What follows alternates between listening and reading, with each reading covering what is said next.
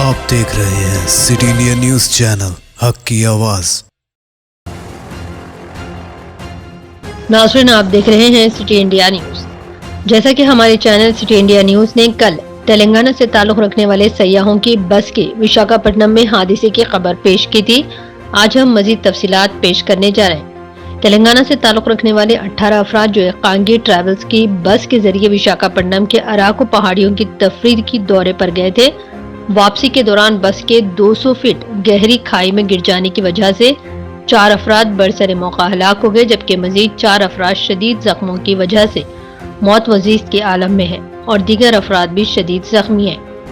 जख्मियों को बचाने और बस को निकालने के लिए जंगी खतूत पर काम किया जा रहा है, जिसकी निगरानी खुद चीफ सेक्रेटरी सोमेश कुमार कर रहे हैं। रियासती वज़ीर दाखिला मोहम्मद महमूद अली ने इस वाक़े पर गहरे दुख का इजहार किया है और वो भी हुकूमत आंध्र प्रदेश के वज़रा और ओहदेदारों से राब्ते में है। Bureau report, city India news.